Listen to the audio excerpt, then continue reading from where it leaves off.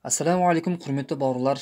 Сіздер мен біздердің білуіміз керек болған маңызды нәрселердің біреусі, сондай-ақ сіздер мен біздердің көп ескере бермейтін, жіберетін қателіктеріміздің біреусі, өзімізге келген немесе өзіміздің естіген әрбір ақпаратымызды анық қанығына жетпей сену, және ең сорақысы оны басқаларға тарату. Мысалы, сіздің телефоныңызға бір WhatsApp-тан бір хабарлама келді, немесе әлеуметтік желіде отырған кезде сіз сондай бір ақпаратты көрдіңіз. Бірақ ол жалған, бірақ ол өтірік болуы мүмкін да. Бірақ сіз оған сенесіз де, алданып қаласыз да, кәдімгідей жоқты бар қылып, өтірікті шындай қылып құрастырып, фотошоппен монтаждап, видеомен әрлеп жасаған біреудің әзілі болуы мүмкін, біреудің қастығы болуы мүмкін, біреудің ойыны болуы мүмкін, әртүрлі енді. Сол істеген адамның ниетіне қарай. Бірақ сіз сол нәрсені көрдіңіз, естідіңіз. Бірақ ол өтірік нәрсе болатын болса, және ең сорақысы, сіз оны басқаларға тарататын болсаңыз, бұл ауыр күнәлардың қатарына кіріп кетуі мүмкін. Өйткені неге? Өйткені ол өтірік нәрсе. Ал өтірік айту, немесе өтірік іс істеу, басқа адамдарды алдау, сенімімен ойнау деген нәрселер, бұл мұсылманға тән емес қасиеттер. Яғни мұсылман адам ешкімді алдамау керек, өтірік айтпау керек. Пайғамбарымыз саллаллаху алейхи ва саллям өтірікші жәннатқа кірмейді дейді. Яғни өтірік айту Алланың құзырында ұнамсыз тірліктерден. Оған бір мысал ретінде айтатын болсам, біздің қоғамда әлі күнге дейін мына мәселе таралып жүр. Сіздер қарап отырған бұл тас жайында. Яғни бұл тас жерге тимей ауада қалықтап тұр деген сөзбен осы фотоны көрген шығарсыз. Ал егер 1-2 минутыңызды бөліп интернеттен қарасаңыз, бұл жай ғана фотошоппен жасалған жай ғана сурет екенін білесіз. Яғни сізге жеткен осы ақпаратты, кез келген ақпаратты сіз не істеуіңіз керек? Шын ба, өтірік пе деп жан-жақтан сұрастырып, немесе интернеттен қарап, көзіңізді жеткізу керексіз. Оны басқаларға таратпаңыз. Ал бұл тас жайында, бұл шын мәнінде Сауд Арабиясының Әл-Ақса деген жерінде орналасқан. Анықтап қарайтын болсаңыз, тас жерге тиіп тұр. Өкінішке орай адамдар, тез алданып қалатын адамдар болады. Немесе жаңағы осындай видеоларды жасайтын, осындай суреттерді жасайтын, осындай бір әңгімені өтірікті шындай қылып құрастыратын адамдар соншалықты адамдарға рас деп отырып, яғни рас екендігін сендіріп отырып айтады. Бірақ ол сізге айтып тұрған адам сіздің досыңыз болуы мүмкін, мүмкін әкеңіз мүмкін, мүмкін жақыныңыз болуы мүмкін. Бірақ ол бәрібір де адам, сондықтан ол қателесуі мүмкін. Өйткені ол кісі ол істің анық қанығына жетпей сізге жеткізуі мүмкін, және сіз оған сеніп қалуыңыз мүмкін. Неге? Өйткені ол сіздің жақыныңыз. Бірақ қанша жақыныңыз болса да, ол адам ғой, қателесуі мүмкін. Сондықтан сіз өзіңізге келген әрбір ақпаратты, өзіңіз көрген әрбір суретті, әрбір видеоны, әрбір әңгімені, әрбір сөзді сіз шын ба, өтірік пе деп жан-жақтан іздестіруіңіз керек. Өйткені сіз басқа бір адамға айтатын болсаңыз, ол өтірік болып қалатын болса, сіз өтірік айтқан адамдардың қатарына кіріп қаласыз. Яғни сізбенен бізді біреу алдайтын болса, біз ұнатпаймыз. Яғни сен неге өтірік айтасың? Неге сен алдайсың деп. Және де ең сорақысы, сіздер бұл нәрсені жақсылап түсініп алу керексіздер. Бұл суретті немесе бұл видеоны жасаған адамдар әзілдеп немесе қалжыңдап жасауы мүмкін, немесе ниетіне қарай басқа нәрсені мақсат еткен болуы мүмкін. Яғни мұсылмандарды алдап, мұсылмандардың арасында сондай сеніп қалатын аңғал мұсылмандардың арасына таратып, және ол мұсылмандар не деп айтады? Білімсіздікпен. Міне бұл Алланың құдіреті дейді. Яғни аспанда қалықтап тұр. Қандай керемет. Алланың құдіретін қарашы деуі мүмкін, бірақ шын мәнінде тас жерге тиіп тұр. Сөйтеді де мұсылмандар міне осылайша Алланың құдіреті деп осылай адамдардың арасында өтірік айтады, осылай өтірікті адамдардың арасында жаяды деп Аллаға және оның дініне, исламға кіргелі мүмкін. Сондай-ақ жаңағы от шашатын құс бар дейді. Сондай-ақ жаңағы Құранды жыртқан қыз жаңағы тышқанға айланып кетіпті деген сияқты неше түрлі айта берсек көп. Бірақ оның барлығын біз анық қанығына жетпей сенбеуіміз керек, сондай-ақ басқаларға таратпауымыз керек. Алланың бар екендігіне дәлел өте көп. Алла Тағаланың бар екендігіне дәлел көп. Алла Тағала Құранда бисмиллахир-рахманир-рахим «Афала янзуруна илал ибили кайфа хулиқат». Адамдарға қаратып айтады. Мұхаммед пайғамбарымыз саллаллаху алейхи ва салламға Құран түсті. Пайғамбарымызға Аллах Тағала айтады: олар қарамай ма түйенің қалай жаратылғандығына дейді. Уа иләс самаи кайфа руфиат. Олар аспанға қарамай ма, қалай тұрғызылған дейді. Уа иләл джибали кайфа сутихат. Олар тауға қарамай ма, қалай тұрғызылған дейді. Қараңызшы, осы сияқты афала яңзуруна, афала ятаббаруна деген сияқты олар қарамай ма, олар ойланбай ма, олар пікір жүргізбей ма деген сияқты көп, яғни қаратпа мағынасында келген аяттар көп. Яғни сіз бен бізге Алла тағала ақыл берді. Осы ақылды істететін болсақ, ойланатын болсақ, Алла тағаланың әлләзи халақас самауати уәл ард, Алла тағала аспандар мен жерді жаратты дейді. Алла тағала әлхамдулиллахи раббил аламин деген кезімізде барлық мақтау да мадақ әлемдердің Раббысы Аллаға тән деген кезде, яғни әлем дегеніміз Алладан басқа бүкіл нәрсе екен.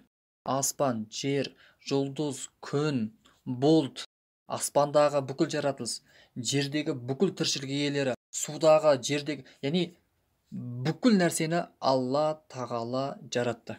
Енді Алла тағаланың жаратқан жаратылыстарына қарап, ой жүгіртіп, оны сондай-ақ зерттейтін болсақ, Алла тағаланың құдіретін біз сезінеміз. Аспан әлләзи халақас самауат дейді Алла тағала. Яғни аспанды деген жоқ, аспандарды дейді. 7 қат аспан бар. 7 аспан бар екен. Яғни бір аспанның өзінде біз білеміз күн, ай, жұлдыз, біздің көзіміз қай жерге дейін жетеді, соның барлығы бірінші аспанда. Ал осының арғы жағында екінші аспан бар, ол жақта не бар екен бір Алла біледі. Үшінші аспанда не бар? Яғни бірінші аспан мен екінші аспанның арасы 50 мың жылдық жер дейді. Қараңызшы. Сөйтіп әр аспанның арасы 50 мың жыл болса, ары қарай кете береді. Ойлаңызшы, не деген кеңістік. Бірақ біз адам баласы оған жете алмаймыз ешқашан. Соншалықты деңгейде кең. Алла тағаланың Құранын оқитын болсақ, Құранда бұрынғы ғасырларда, бұрынғы замандарда өмір сүріп кеткен неше түрлі Құдайға қарсы келген залым патшалардың өмірін келтіреді. Сондай бір оқиғалар бар. Және қияметке дейінгі болатын оқиғаларды айтып кеткен. Осылайша біз Алла тағаланың жаратқан жаратылыстарына қарап, Құдайдың бар екендігіне, ұшып жүрген масаның өзінде, жаңағы Алла тағала түйеге қарамайсыңдар ма деген кезде түйенің қалай жаратылғандығы жайында, адамның денесі, яғни адамның жаратылуы қандай, осының барлығына көз жүгіртетін болсақ, Алла тағаланың ұлықтылығына біз көзімізді жеткіземіз. Ал жаңағындай тас жерге тимей аспанда қалықтап тұр деген сияқты жалған ақпараттарға сеніп, оны басқаларға таратып, міне бұл Құдайдың құдіреті деп айтуға асықпауымыз керек. Өйткені ол жалған, өтірік болуы мүмкін. Ал шын мәнінде сіз бен біз ойлап қарайтын болсақ, жер шарының өзі, жер планетасының өзі аспанда қалықтап тұрған бір шар ғой. Жер шарының өзі аспанда ешқандай да бір тіреу жоқ, кеңістікте қалықтап тұр ғой. Ойлаңызшы. Сіз осы жайында ойлап көрдіңіз ба? Шын мәнінде сіздер білесіздер, жер күнді айланады. Бірақ соншалықты жылдамдықпен тез айланса да, сіз бен біз кәдімгідей ешқандай да бір жаңағы құлап кетпей, жер шайқалып кетпей, аман есен жер бетінде тіршілік жасап жатырмыз. Бұл Құдайдың құдіреті емес па? Айта берсек, осылайша көп. Сондықтан сіз бен біз қазіргі біздің қоғамда пайғамбарымыз саллаллаху алейхи уассалам айтқандай, қиямет жақындаған кезде жалпы өтірік айту немесе өтірік хабарлар кең етек алады деген. Сондықтан біздің қоғамда шынымен де өтірік айтушылардың саны артқан, және сондай-ақ өтірік айтқандардың сөзіне сеніп, оны басқаларға таратушылардың өзі өте көп. Пайғамбарымыз саллаллаху алейхи уассалам айтты: "Кафа бил мар'i кадибан ай юхаддису бикулли ма сами'a." Әрбір естіген нәрсесін басқаларға айта беретін адамның өзі өтірікші болуға жеткілікті деген екен. Қараңызшы. Сондықтан сіз бен біз әрбір естіген әңгімемізге, әрбір басқалардан естіген сөзімізге, немесе интернеттен көрген, немесе интернеттен оқыған жаңалықтарға анық қанығына жетпей сенбеуіміз керек. Және оны басқаларға таратпауымыз керек. Неге? Өйткені біз де өтірікші болып қалуымыз мүмкін екен, Алла сақтасын. Сондықтан біз шынайы сөйлеуіміз керек. Тек шындықты ғана айтуымыз керек. Ешкімді алдамауымыз керек. Алла тағала баршамызды өзінің сүйікті құлдарының қатарына қоссын. Намаз оқып жүріп күнә істейтіндер бар ғой, субханалла. Неге? намаз оқиды, өтірік айтады, намаз оқиды, ұрлық істейді, намаз оқиды, боқтайды, намаз оқиды, төбелеседі, намаз оқиды, білмеймін енді. Және халық сондай кісілерді не істейді? Намаз оқыған үшін оны жақсы деп ойлайды, бірақ жаман ісін көрген кезде ой деп жаңағы жамандайды. Намаз оқыған адам ондай нәрсе істемеу керек қой. Намаз оқып жүрген адам, дін жолында жүрген адам таза болу керек қой дейді. Иә, ол кісілердің айтып жүрген ол сөздері дұрыс. Намаз оқитын адам әлбетте жаман нәрсе істемеу керек. Бірақ қараңыздар, мен мына нәрсені түсіндіре кетейінші сіздерге. Алла Тағала Құранда Анкабут сүресінде Бисмиллахир-рахманир-рахим Иннас-салата танха анил фахшаи вал мункар. Расында намаз адам баласын арсыздықтан, жамандықтарынан тосады дейді. Яғни кімде-кім намаз оқитын болса, ол намаз ол адамды күнәдан тосады дейді. Үлкен кіші күнәлардан барлығын тосады дейді. Былайша айтқан кезде намаз оқитын адам, оның намазы пайда беретін болса егер, ол адам күнә жасамайды дейді. Бірақ біз көріп жүрміз қазіргі кезде, тек қана қазіргі кезде ғана емес, ол қай кезде болса да, қай ғасыр болса да ондай адамдар болған. Өйткені пайғамбарымыз саллаллаху алейхи уассалам не дейді? Күллу бәни әдімі хаттаун. Бүкіл адам баласы қателесуші дейді. Бүкіл деген кезде қараңыздар, бүкіл, күллу. Бай болсын, кедей болсын, ол имам болсын, намаз оқитын болсын, намаз оқымайтын болсын, діни білімі бар болсын, діни білімі бар болмасын, мейлі кім болсын, муфти ма, бас имам ба, найб имам ба, намаз оқиды. Кез келген адам кіріп кетті ғой, күллу деген кезде. Пайғамбарымыз бүкіл адам баласы деді ғой. Бүкіл адам баласы деген кезде қараңыз. Барлық адам баласы кіріп кетеді. Хаттаун, қателесуші. Күнә жасап қояды. Қателеседі. Қазақ не дейді? Жаңылмайтын жақ, сүрінбейтін тұяқ жоқ дейді ғой. Жаңылмайтын жақ жоқ. Ол күндердің күнінде қатты сөйлеп қою мүмкін. Ашуланып, боқтап қою мүмкін. Мүмкін. Қателеседі де ол. Өйткені шайтан бар, нәпсі бар, тағысын тағы. Адамның бүгінгі халі ертеңгі халіне ұқсамайды ғой. Яғни бүгін жақсы болып тұруы мүмкін, ертеңде иман әлсіреуі мүмкін да. Немесе оған отбасылық бір жағдай болуы мүмкін, өмірде бір қиыншылыққа тап болуы мүмкін деген сияқты. Сөйтеді ол сол кезде иман әлсіреп тұруы мүмкін. Эмоцияға беріліп кетуі мүмкін деген сияқты. Сөйтеді мысалы намаз оқып жүрген адам болса да, ол ашуға беріліп бір нәрсе істеп қоюы мүмкін. Немесе нәпсінің жетегіне кетуі мүмкін. Нәпсі бар. Өйткені нәпсі деген нәрсе ең үлкен дұшпан ғой біздің. Бізде айтады ғой, ашу дұшпан, ақыл дос дейміз. Ашу дұшпан екенін білеміз, бірақ ашуға беріліп қоямыз деген сияқты. Туысың болса да, әкең болса да, әйелің болса да, балаң болса да, бауырың болса да, досың болса да, онымен ұрысып қалу мүмкінсің. Ұрысып, ерегесіп қалу мүмкінсің. Қол көтеріп қою мүмкінсің деген сияқты. Сондықтан біз намаз оқи ма, оқымай ма, дін жолында жүр ме, жүрмеді ма, үйтіп қарамау керекпіз.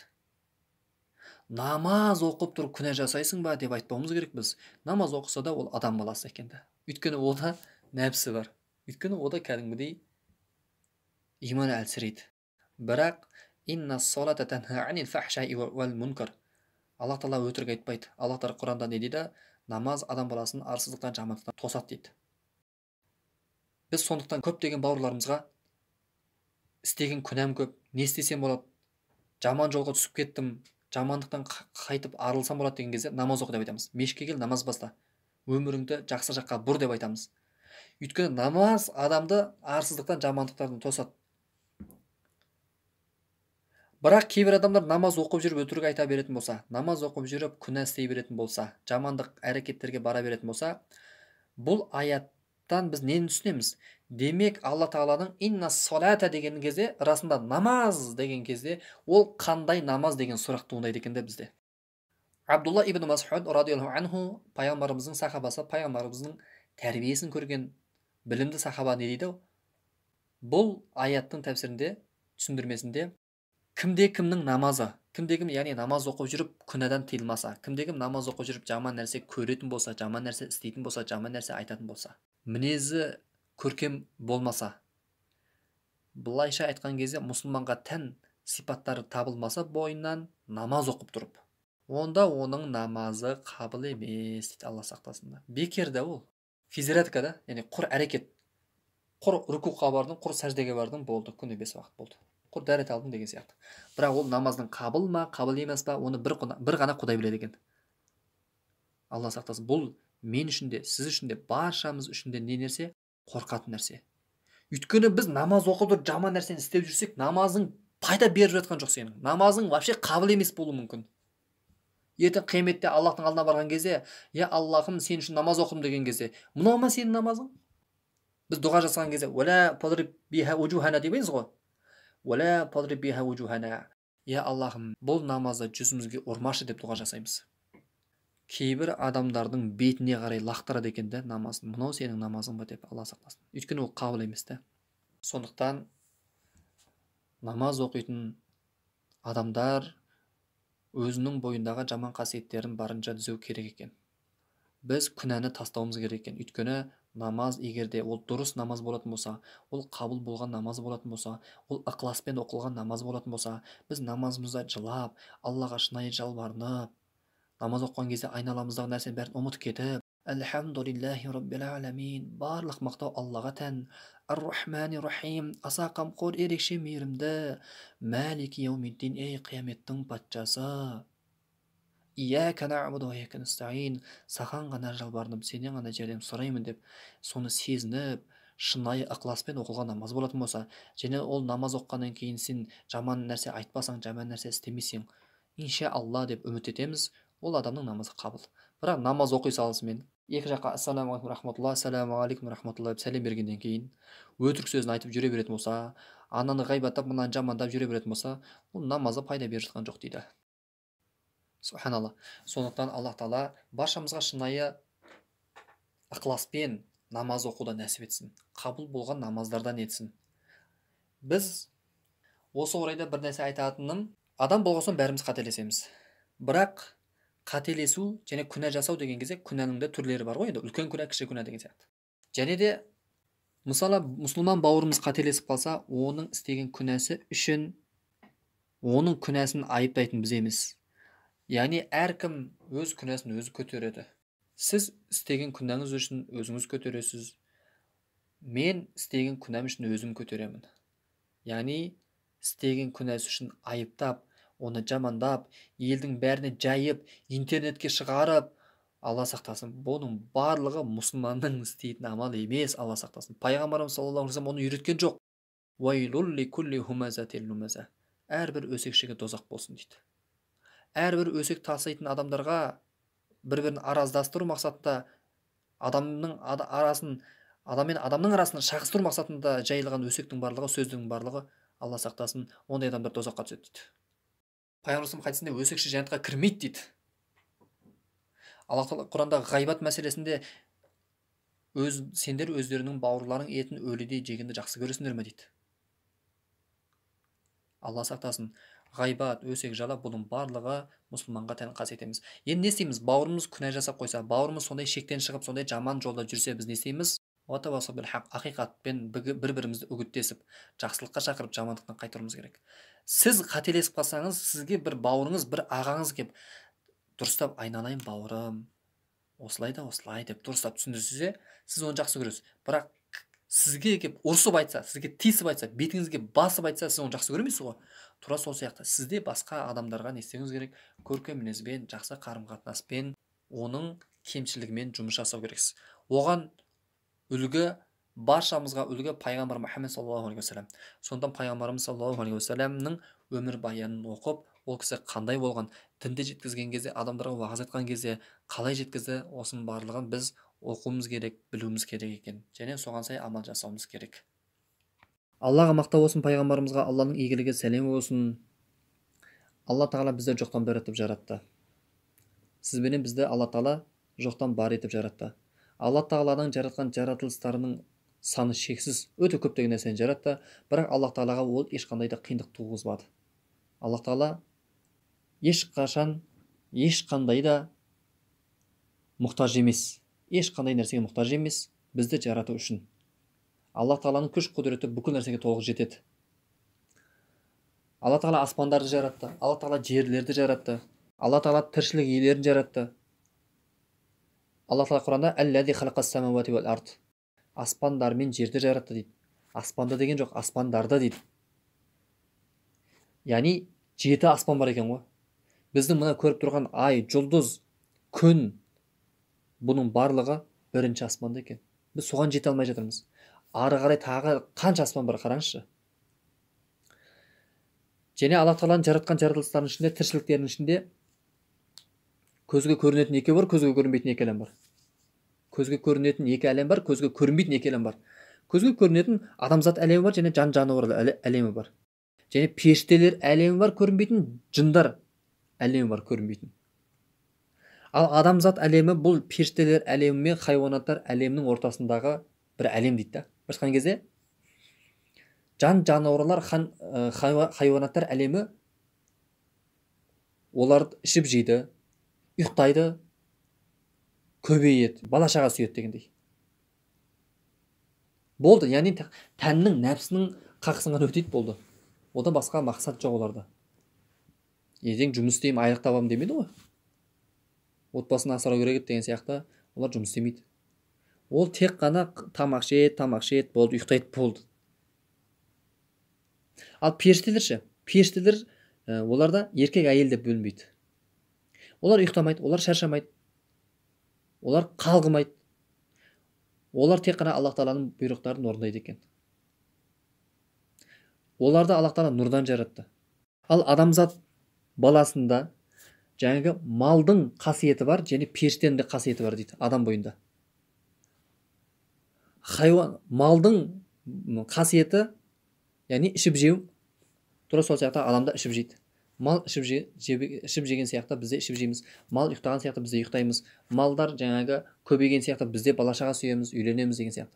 Бұның барлығы шахуаттың, нәпсінің қалауы. Бізде тура осы жағынан біз малдарға, хайуанаттарға ұқсаймыз. Ал періштеге ұқсайтын жеріміз дейді. Періште Алла Тағаланың айтқанын істейді. Аллаға бойсынады, Аллаға құлшылық етеді. Біз де адамзат Құдайды іздейміз, Құдайды табамыз, Аллаға құлшылық жасаймыз, Аллаға бойсынамыз. Бірақ осы екі нәрсені біз тежей алуымыз керек. Біз хайуандық, малдық, шахуаттық сипатқа қатты берілетін болсақ, қатты кіріп кететін болсақ, онда малға ұқсаймыз. Тек қана ішіп жейтін болсақ, тек қана бала шаға сүйіп, тек қана ұйықтап, шахуаттың, тәннің ғана қақсын беретін болсақ, бірақ періштелік қасиетті ұмытатын болсақ, яғни Құдайға құлшылық жасамайтын болсақ, Құдайды іздемейтін болсақ, Алланың айтқанын істемейтін болсақ, тек қана малдық сипатпен ғана қалатын болсақ, онда сен малмен тең болмайсың дейді. Олар мал сияқты, бәлкім малдан да төмен дейді. Неге малдан төмен болады? Неге сиырдан, сол есектен, сол шошқадан төмен болып кетеміз? Неге? Өйткені мал бір сиырға барып, қалайсың сиыр дейтін болсаң, ол жауап бермейді ғой. Жақсы, өзің қалай демейді ол ешқашан.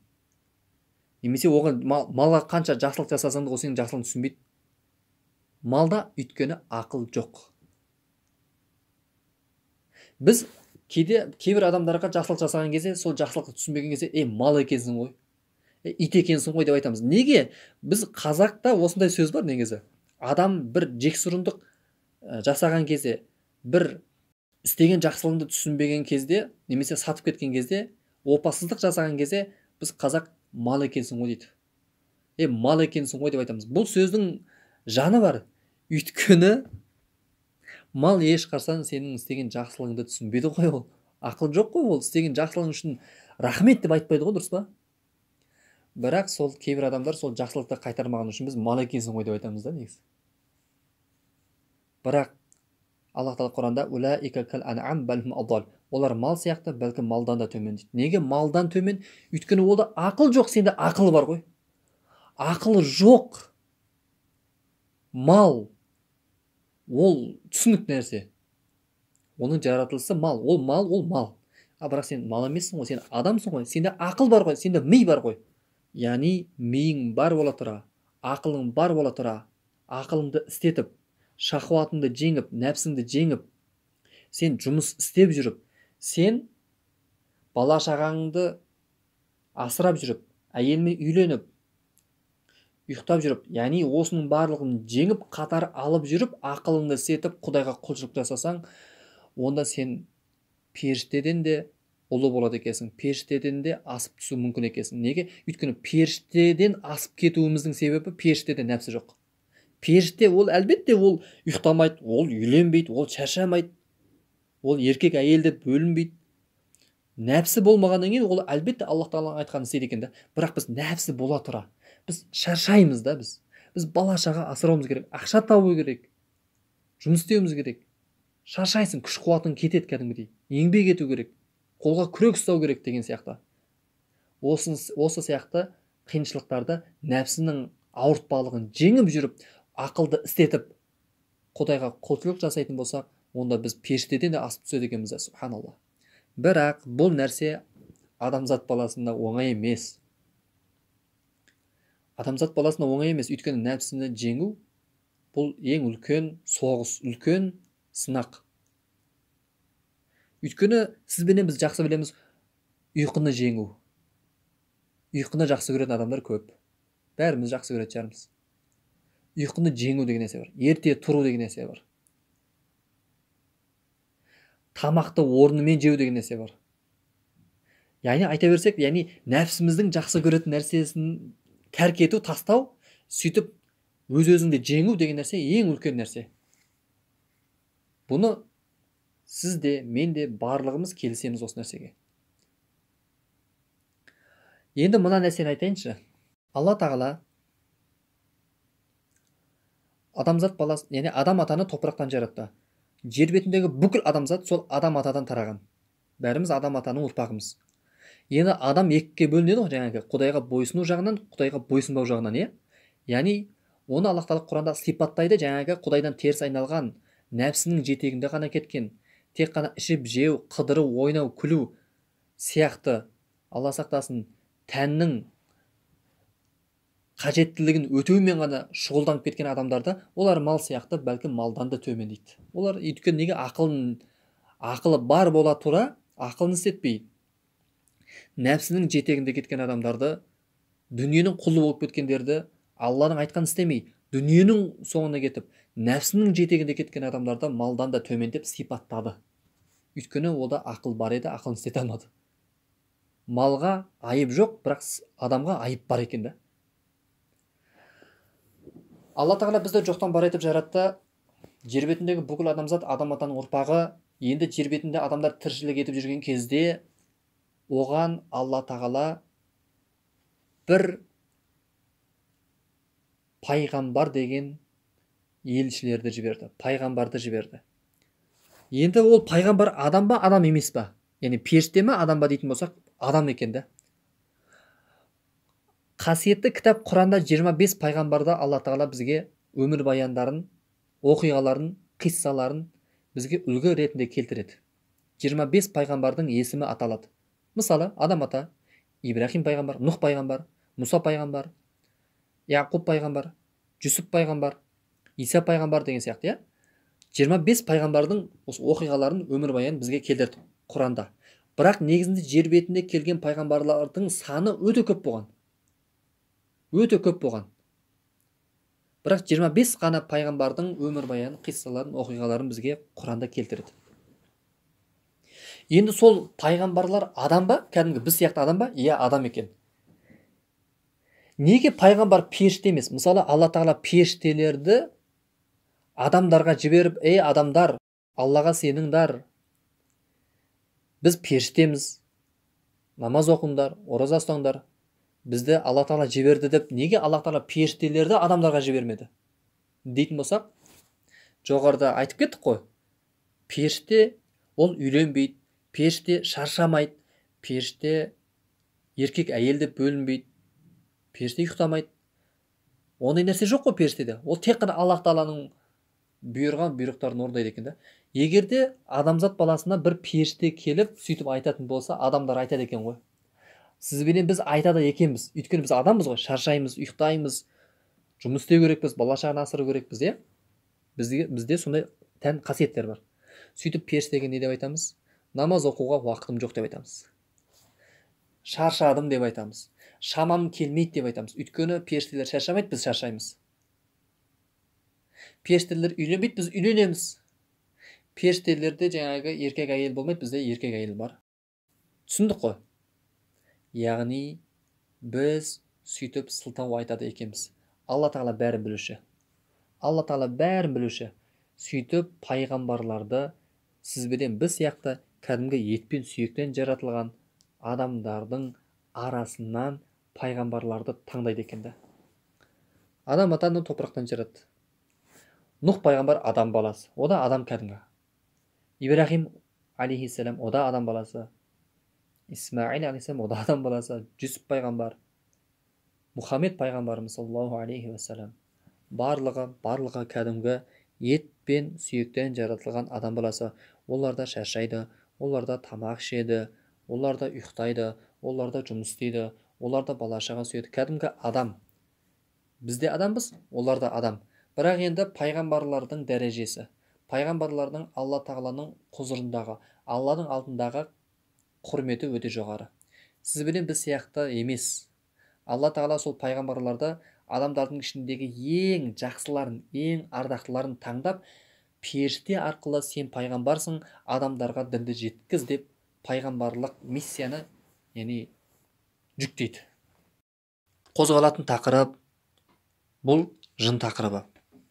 Жын тақырыбын айтқан кезде, немесе жын тақырыбы қозғалған кезде көптеген адамдар қорқады, яғни сескенеді.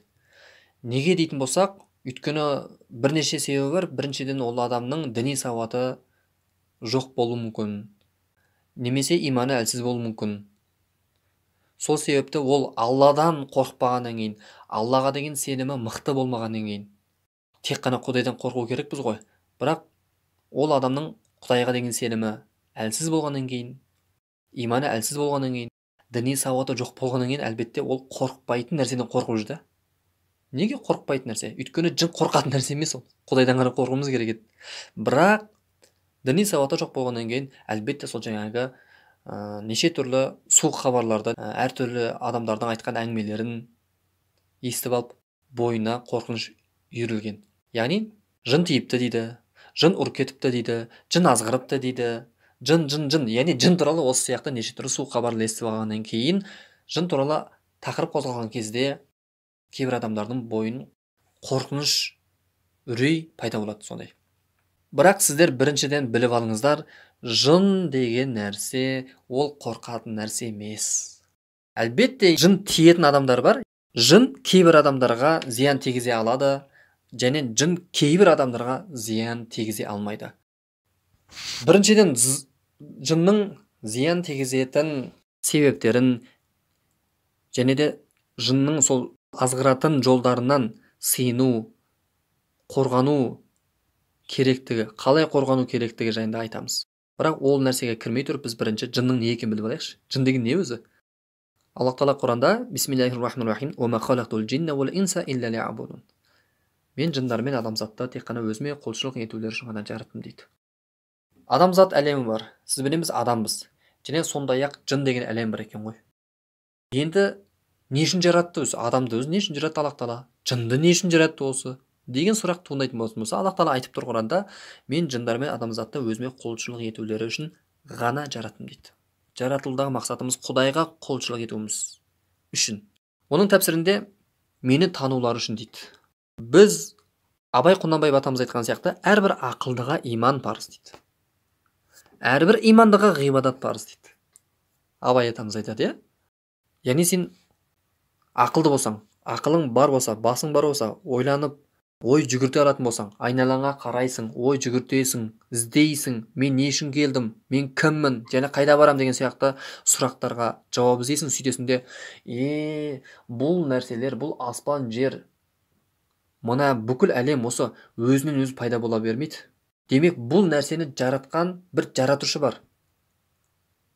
Құдай деген нәрсе бар, Тәңір деген нәрсе бар деп, сен әрбір ақылдаға иман парыз дейді. Яғни сен ақылыңды істесең, Құдайдың бар екеніне сенесің дейді. Ал сен Құдайдың бар екеніне сенгеннен кейін жүре бермейсің ғой, құр таңды атқызып, құр кешті батқызып жүре бермейсің дейді. Не дейді? Әрбір имандыға ғибадат парыз дейді. Сол Құдайын тапқаннан кейін, сол Құдайға сыйыну керектігін, сол Құдайға құлшылық ету керектігін ол біледі дейді. Яғни жаратылудағы мақсатымыз Құдайға құлшылық ету, Құдайды тану. Ал жындардың жаратылу себептері де тура сондай екен. Ал енді біз білеміз, адамдар Құдайға сену мәселесінде немесе Құдайға құлшылық ету мәселесінде екі түрлі болады. Құдайға бойсынушы және Құдайға бойсынбаушы. Яғни Құдайға сенуші, сенбеуші. Біртқан кезде мұсылман және мұсылман емес деп бөлінеді ғой. Тура сол сияқты жындар да мұсылман және мұсылман емес деп бөлінеді екен. Өйткені оларда адамзат сияқты бір тіршілік иесі ғой. Оларда еркек әйел бар, оларда бала шаға сүйеді, оларда көбейеді және оларда, бірақ олардың айырмашылығы ұзақ өмір сүретіндері бар, барлығы емес. Ұзақ 1000 жылдап сондай ұзақ өмір сүретіндер бар. Енді сол жаңағы мұсылман емес жындар, енді сол жаңағы жындардың адамдарға зиян тигізетін себептерін және жолдарын және одан қорғану жолдарын айтайық. Жаңағы мұсылман емес жындар әлбетте сол жаңағы адамдарға зиян тигізеді. Азғырады, жаман жолға итермелейді. Өйткені ол мұсылман емес, жаман жолда жүр. Мысалы, діннен алыс жүрген, Құдайға сенбейтін, немесе өзін мұсылманмын деп есептеуі мүмкін кейбір адамдар. Бірақ ол Алладың айтқанын істемейді. Намаз оқымайды, ораза ұстамайды, мешітке бармайды. Маған кезінде бір кісі, осы мешітте не істейсіңдер дейді ғой. Мен таңғалдым да, қалай не істейсің? Мешітте не істеген істедім? Намаз оқиды. Құдайға ол сәжде жасайтын орын, уағыз айтылады, Құран оқылады, білім алынады.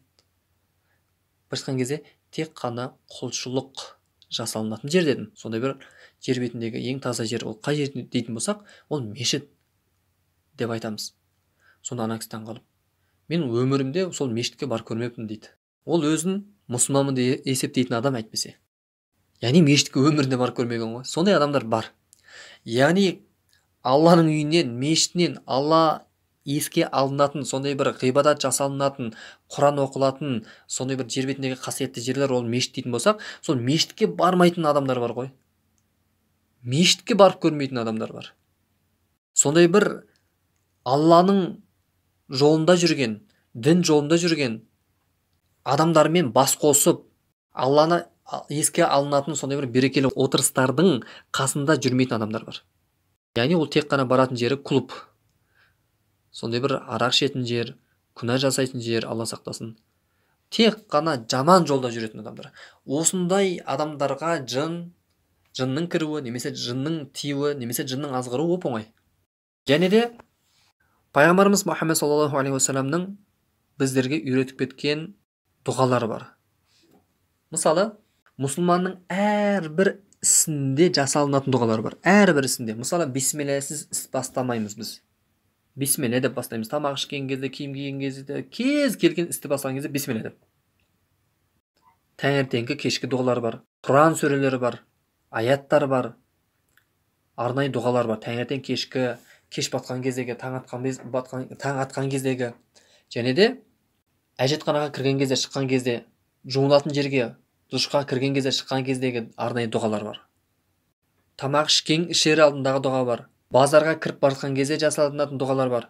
Өйткені жындардың мекен ететін, жындардың жүретін жерлері, жындардың үйлері ол әжетхана сияқты, жаңағы жуынатын жер, базар, қоқсық, таза емес лас жерлердің барлығы жындардың мекен ететін жерлер. Ол сияқты жерлерде жындар көп болады. Ал сіз сол жерге барған кезде дұға жасауыңыз керек. Әжетханаға кірген кезде Аллахумма инни аъуду бика минал хубси вал хабаис.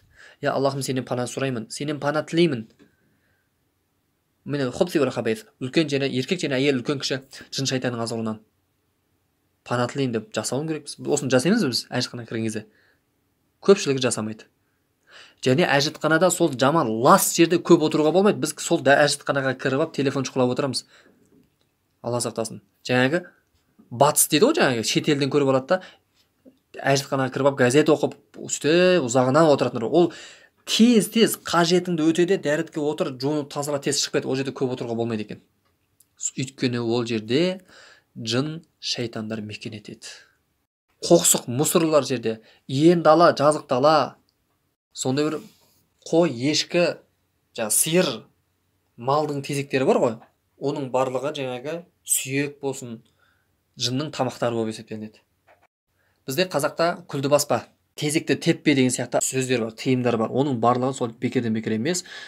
Суды төкпе, суық суды немесе ыстық суды төге салма кез келген жерге деген сияқты тыйымдар бар. Оның барлығы жаңағы жынның ашуын туғызып, қасарысып, жын сол адамға қайтадан тиісуі мүмкін екен. Жын кіріп кетуі мүмкін екен. Жын тиісуі мүмкін екен.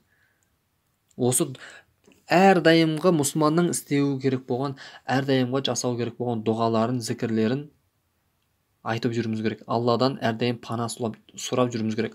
Мысалы, пайғамбарымыз саллаллаху алейхи хадисінде кімде-кім таңертең аятул күрсиді оқитын болатын болса, кешкеден бүкіл жамандықтан қорғалады. Кімде-кім кеште оқитын болса, таң атқанша бүкіл жамандықтан қорғалады дейді. Аятул күрси оқимыз да біз.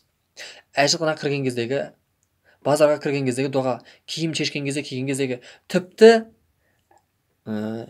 ерлі зайыптылар қосылған кездегі жасалатын дұғалар бар. Шайтан кез келген жерде не істейді? Азғырады.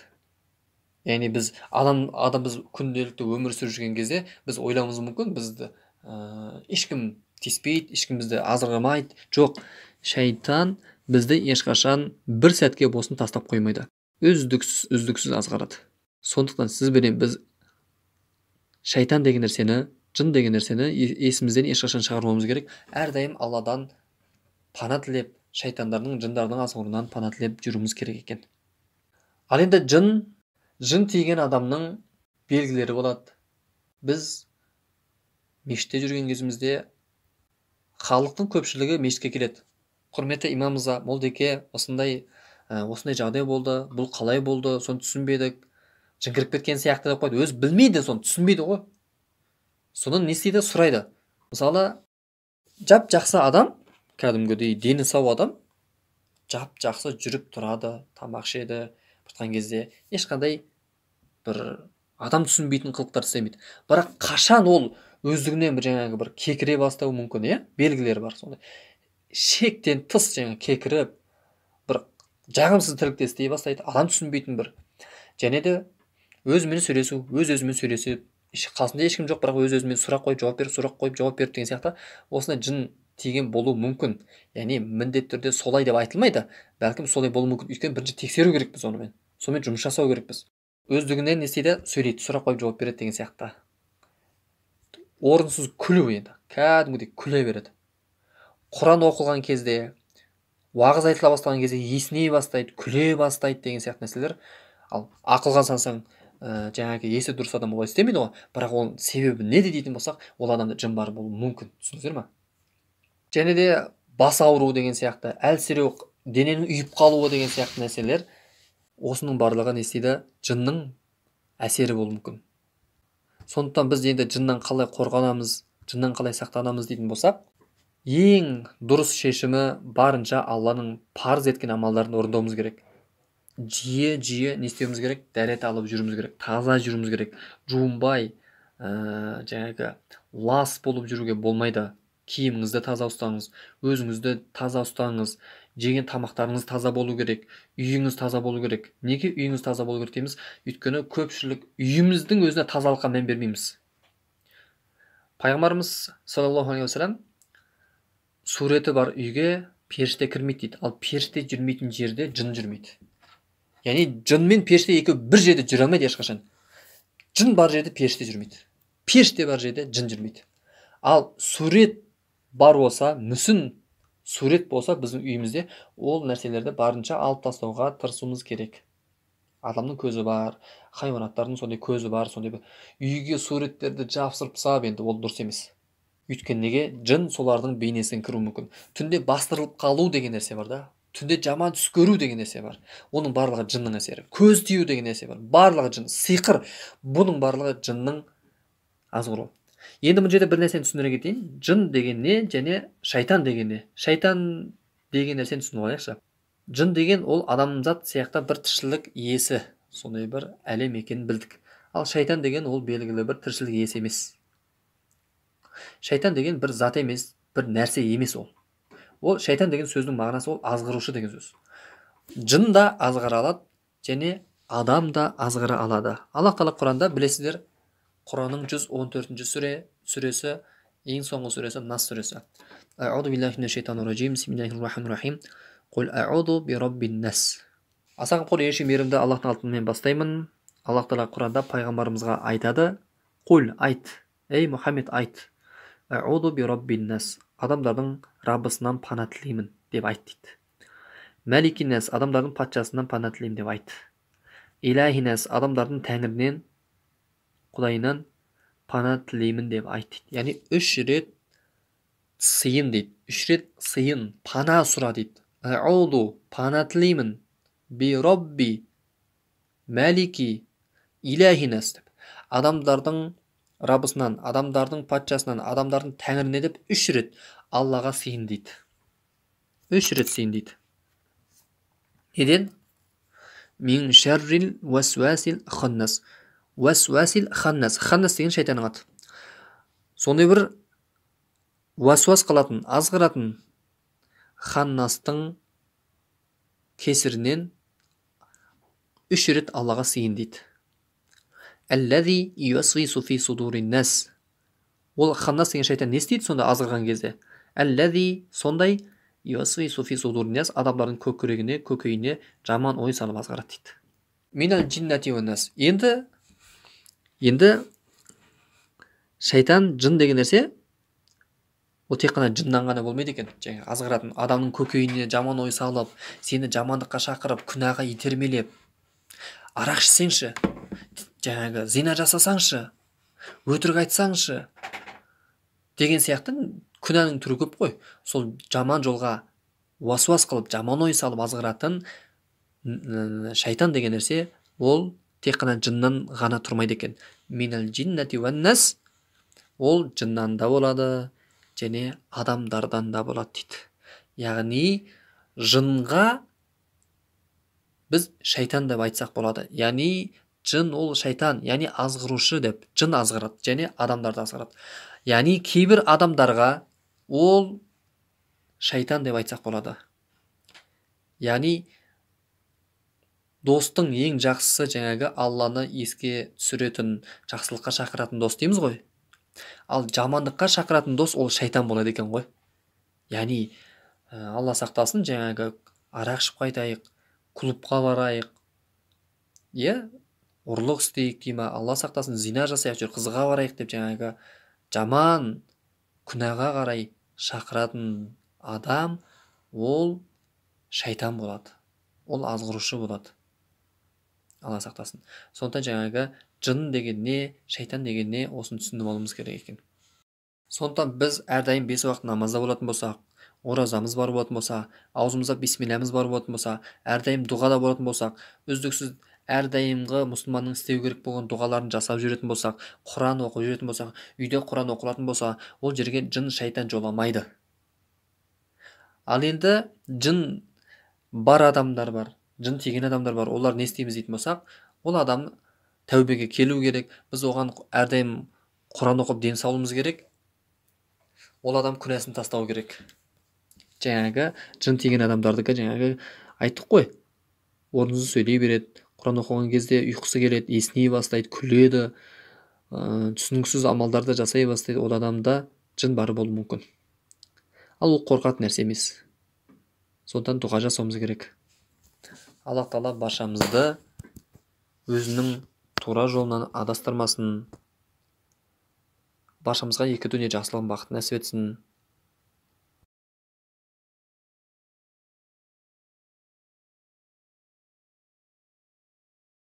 Біз неге намаз оқимыз білесіздер ме?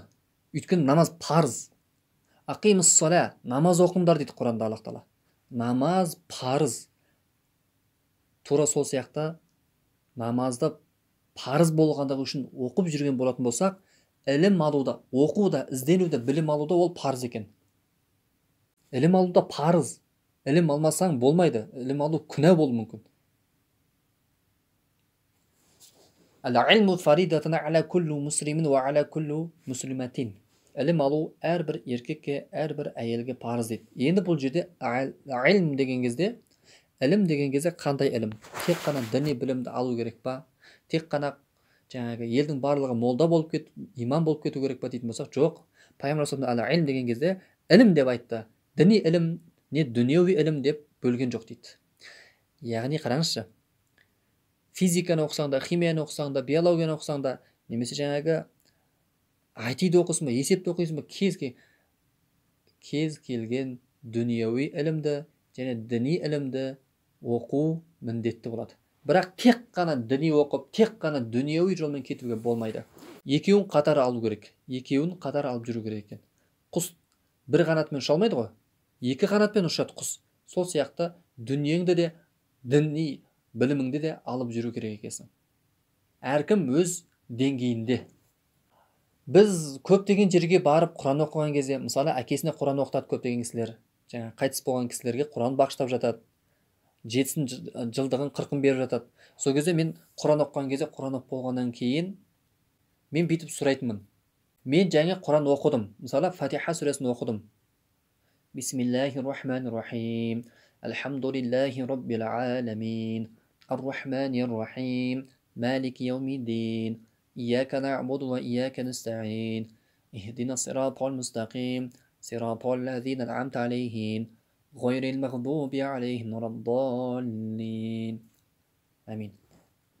Фатиха сүресін баршамыз білеміз.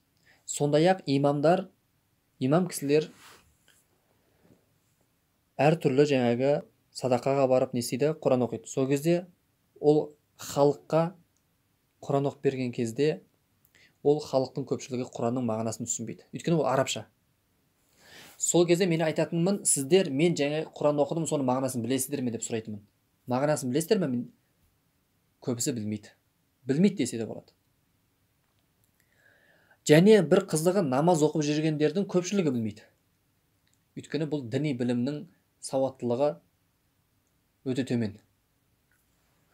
Яғни арабшасымен емес, кириллица, яғни қазақшасымен Құрандарды жаттап алған кісілер көп. Немесе арабшасымен жаттаған күннің өзінде де оның мағынасын түсінбеуі мүмкін. Әлбетте әрқайсысы өзінің шамасы келгенше үйренген. Бірақ айтайын дегенім, біз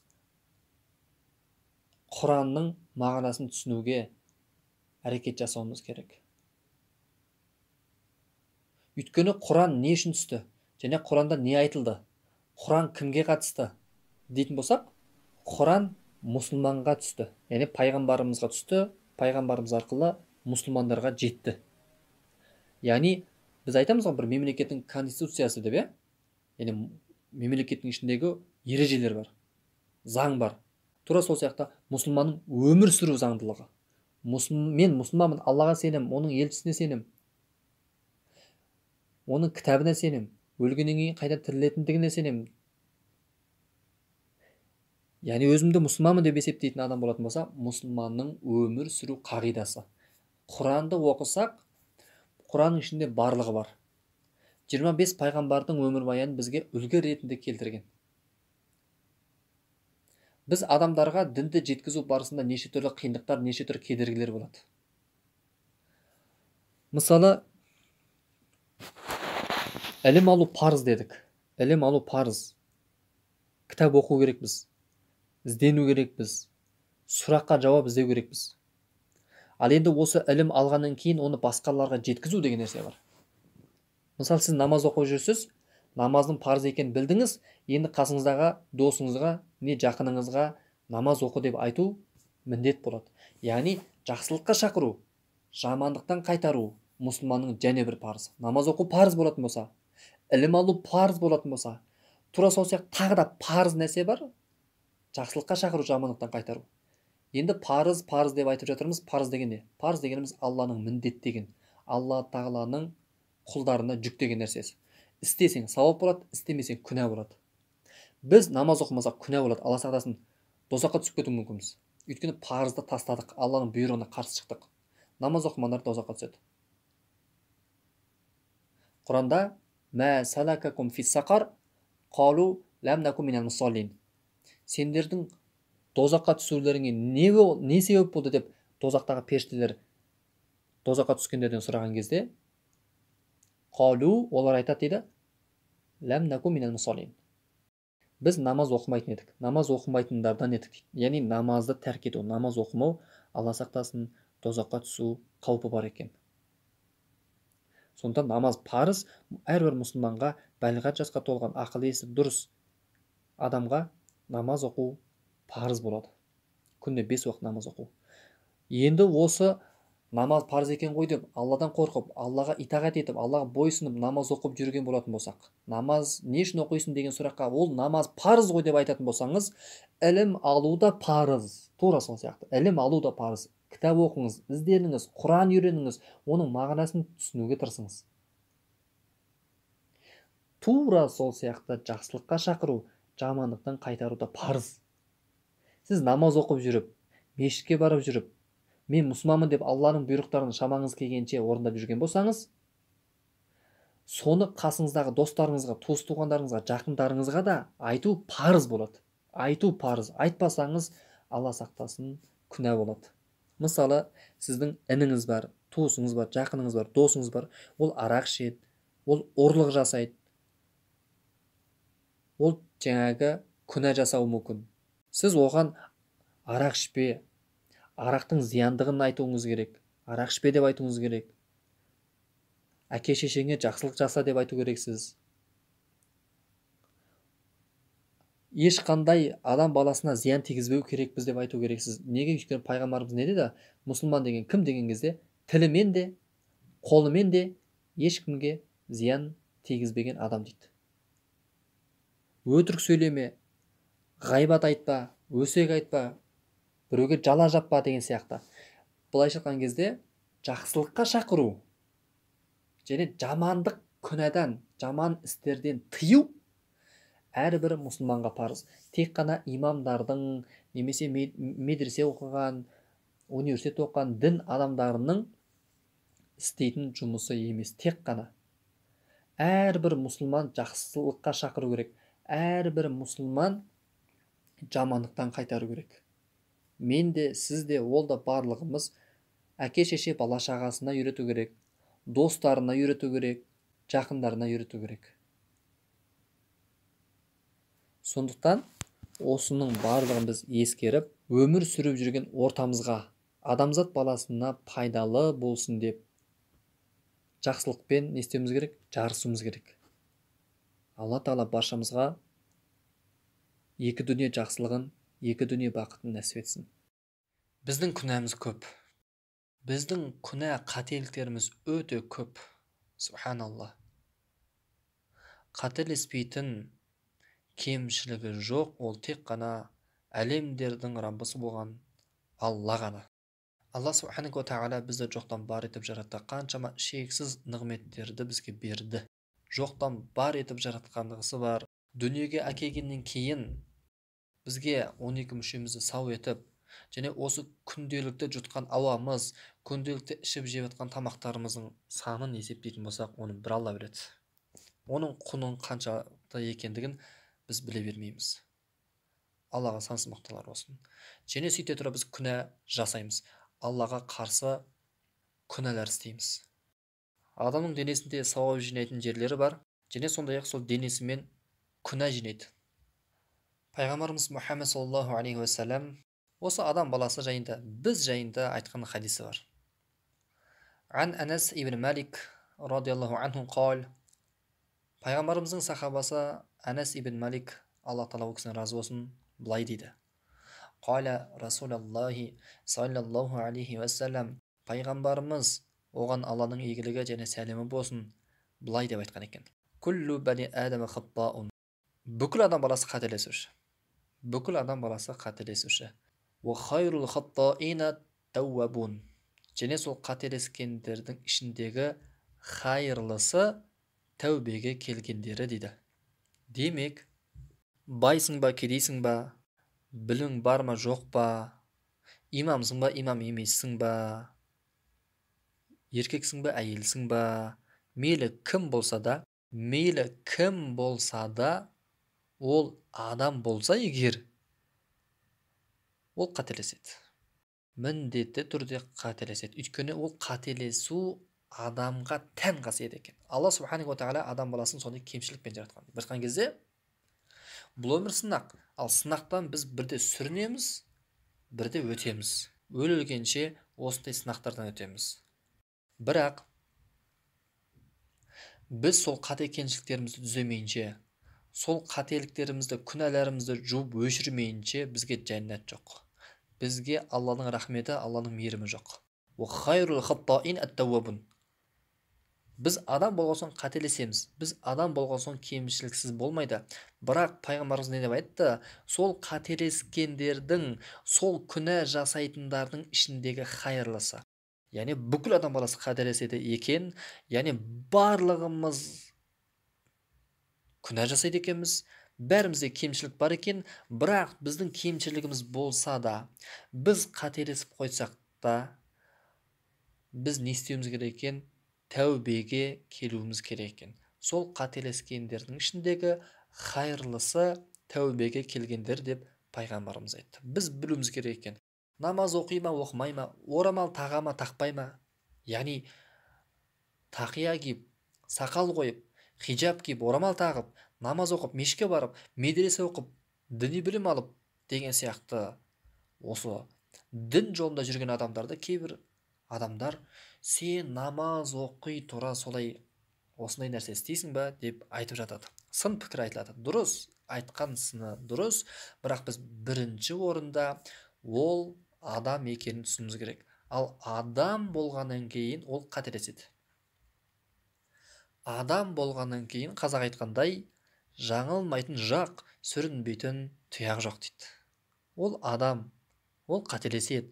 Бірақ сол қателескен кезде, бірақ біз сол күнә жасап қойған кезде біздің ескеруіміз керек болған, біздің білуіміз керек болған нәрсе міндетті түрде дереу тәубеге келуіміз керек. Яғни істеген қате кемшіліктеріміз үшін, істеген күнәміз үшін өкініп, Алладан кешірім сұрап, және сол істеген қателігімізді екінші рет істемеуге тырысуымыз керек. Осылай істеген қателіктеріміздің соңын тәубемен өшіруіміз керек екен. Ал адам болған соң міндетті түрде өлілгенше бірде сүрінесің, бірде басыңды тауға да тасқа да соғасың. Әрдайым 5 уақыт намазында 5 рет Аллаға маңдайыңды сәждеге қойып Алладан кешірім сұрайсың. Осылай үздіксіз Аллаға 5 уақыт намазыңмен құлшылық жасайсың. Рамазандағы 1 ай оразаңда тәубеге келесің. Осылайша Аллаға әрдайым құлшылық жасап, Аллах Тағалаға әрдайым жалбарынып, истиғфар айтуымыз керек, Алла Тағаланы пәктеуіміз керек. Біздің қоғамда өзін мұсылманмын деп есептейтін адамдар көп. Айналамызда өзін мұсылманмын деп есептейтін адамдар көп. Яғни Аллаға сенем, Құдайға сенем. Енді мұсылманбыз ғой, мұсылманның баласымыз, ата-бабамыз мұсылман болған дейді, болды. Яғни тілмен мұсылман деген бар екен да. Өкінішке орай, тілмен мұсылман, яғни тілмен ғана мұсылман. Бірақ оның бойынан мұсылманның сипаты, мұсылманның бойынан негізгі табылу керек болған сипаттары жоқ. Яғни біз Аллаға сенем деген сөзбен, немесе Аллаға деген сеніммен ғана, Құдайға сенем деген сөзбен ғана Аллахтың азабынан, Аллахтың ашуынан құтылып кете алмаймыз. Яғни мен Құдайға сенем, Құранға сенем, қияметке сенем, ертең жәннат бар, тозақ бар, өлгеннен кейін қайтадан тірілеміз, барлығына сенем, періштелер бар деп. Яғни мұсылман болудың шарттары барлығы орындалды. Аллаға сенем, періштелерге сенем, пайғамбарларына сенем, кітаптарға сенем, тағдырға сенем, яғни жақсылықта жамандықта Алладан екендігіне сенем, өлгеннен кейін қайта тірілетіндігімізге сенем, ертең жәннат пен тозақтың бар екендігіне сенем, қыл көпірдің бар екендігіне сенем, таразының бар екендігіне сенем. Барлығына сенеді. Иә, сенеміз ғой, ешкім Құдай жоқ деп тұрған жоқ. Құдайға сенбеймін деп жүрген жоқпыз. Енді уақыты келген кезде намаз оқимыз ғой, уақыты келген кезде орамал тағамыз ғой, уақыты келген кезде мешітке барамыз ғой деп жүрген кісілер көп. Бір кезде тек қана біздің қоғамда осы тек қана Құдайға сенемін деген сөзбен ғана шектеліп жүрген адамдар көп. Яғни біздің білуіміз керек болған нәрсе, Құдайға сенемін деген сөзбен, немесе Құдайға тек қана сенумен ғана Аллахтың азабынан, Аллахтың ашуынан құтылып кете алмайды екенбіз. Өйткені өзіміздің жаттаған сүремізде, Құранда Алла Тағала айтады: Бисмиллахир-рахманир-рахим. Иллаллазина аману, Аллаға иман келтіргендер.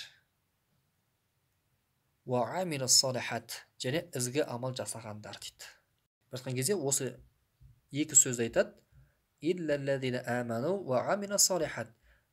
Кімде-кім Аллаға иман келтірсе, ва және ва амилус салихат, ізгі амалдар жасаса дейді. Яғни бұл жерде білуіміз керек болған нәрсе, Құдайға иман келтірумен ғана құтыламайды екенбіз.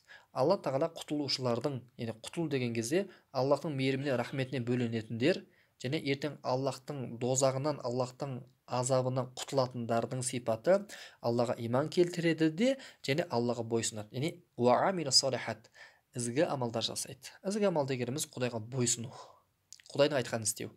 Басқан кезде Аллаға сенем, бірақ Алланың айтқанын істемеймін десек, намаз оқымаймын, намаз оқы деді, бірақ намаз оқымаймын, ораза ұста деді, бірақ ораза ұстамаймын дейтін болса, бұл ізгі амалдардың қатарына кірмейді. Сондықтан Аллаға сенем дейтін болсақ, Құдайға сенем дейтін болсақ, сол сенетін Құдайының айтқанын орында.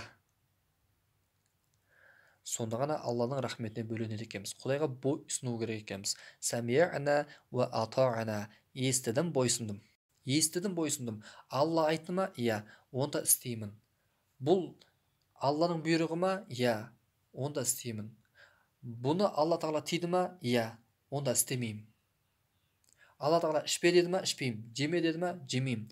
Істеме деді ма? Істемеймін. Нені бұйырса, соны істеуіміз керек. Неден тыйған болатын болса, содан тыйылуымыз керек. Біз егерде осылай істейтін болсақ, бұның барлығы бізге пайдалы. Адам болған, пенде болған бізге пайдалы. Алла Тағала еш нәрсеге мұқтаж емес. Бұл Аллаға керек емес. Бұл бізге керек нәрсе. Біз қашан Аллаға айтқанын істеп, қашан Алланың тыйған тыйымдарынан тыйылатын болсақ, біздің өмірімізге, екі дүниемізге де қайырлы. Сонда біз бақытты болады екенбіз. Енді жер бетінде 7 миллиардқа жуық адам болатын болса, соның барлығы қателесетін болса, мұсылман да қателеседі, намаз оқыса да қателеседі, кәпір де қателеседі. Ол имам болса да, мейлі кім болса да, бай болса да, кедей болса да, еркек әйел болса да, бәрібір де қанша ғалым болса да, ол қателеседі екен. Пайғамбарымыз саллаллаху алейхи ва саллям айтқандай, сол қателескендердің ішіндегі ең хайырлысы тәубеге келгендер дейді. Біз кез келген уақытта, қашан болсын, мейлі қашан болсын, қателесіп қалсақ, күнә жасап қойсақ, көзбен жаман нәрсе көрсек, аузымызбен жаман сөздер айтып қойған болсақ, қолымызбен, аяғымызбен жаман нәрсе істеген болсақ, Алла сақтасын, біз міндетті түрде тәубеге келуіміз керек екен. Егерде тәубеге келмейтін болсақ, күнәміз бізді өмірімізде, екі дүниеде де бізді азап қалып келеді, бақытсыздық қалып келеді.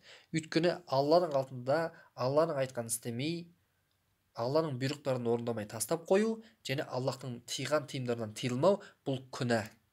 Осы күнәні істеген кезде біз міндетті түрде Аллаға бірден тәубеге келіп, Алла кешірші, білмегендіктен және нәпсіге ергендіктен, жалқаулықтан осындай қателіктер жасадым, Аллахым күнәмді кешір деп бірден қолымызды көтеріп Аллаға тәубе жасап кешірім сұрауымыз керек, истихфар айтуымыз керек. Астағфирулла, астағфирулла деп. Енді істеген күнә қателіктеріміздің жойылуы үшін жасайтын дұғалардың түрі көп. Ең бірінші жаңағы Алла Тағала өзі Құранда үйретеді. Құранда көптеген дұғалар бар.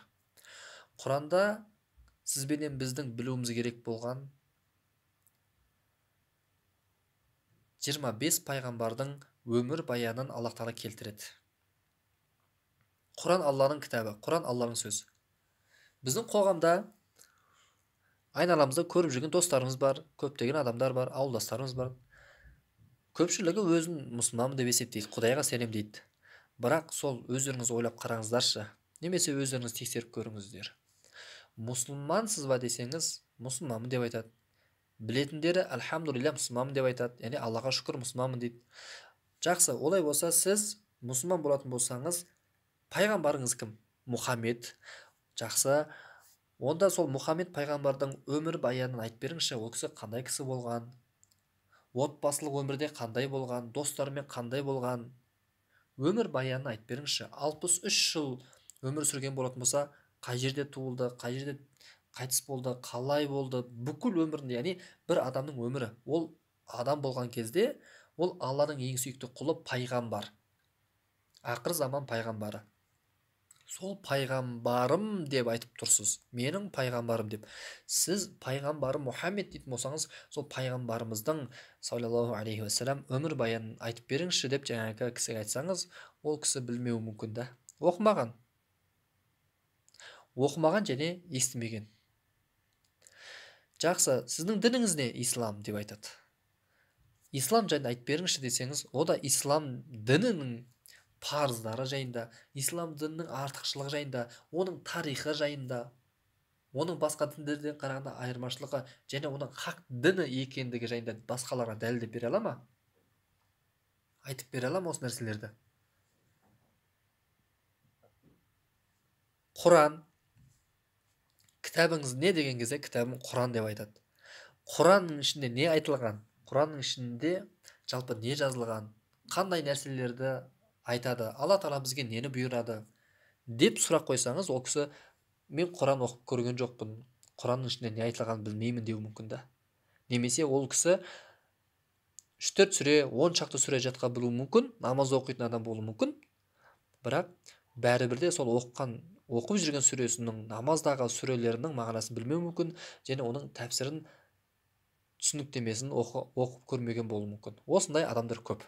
Осындай адамдар айналамызда көп. Енді қараңыз. Бұл біз үшін үлкен кемшілік. Өте үлкен кемшілік. Қасиетті кітап Алланың сөзі болған, Алланың кітабы болған Құранды оқитын болсақ, Құранда бізге үлгі ретінде пайғамбарымыз Мұхаммед саллаллаху алейхи уассаламнан бұрынғы пайғамбарлар көп болған. Сол пайғамбарлардың өмір баянын бізге үлгі болсын деп, соны оқып, соны естіп, ол кісілер қалай құлшылық жасады, ол кісілер адамдарға дінді қалай жеткізді, ол кісілер адамдармен қалай қарым-қатынас жасап, қалай дінді дұрыс жеткізіп, өмірде қандай қиыншылықтардан өткен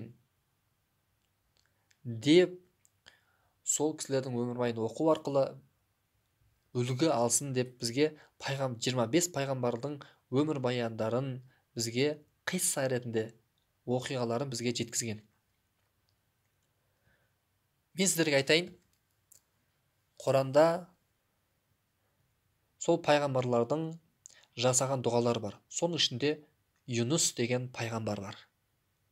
Мысалы, Нұх пайғамбарды білеміз. Нұх пайғамбар 950 жыл адамдарға дінді жеткізу үшін, Алланың бұйрығын жеткізу үшін, дінді жеткізу үшін уағыз айтты.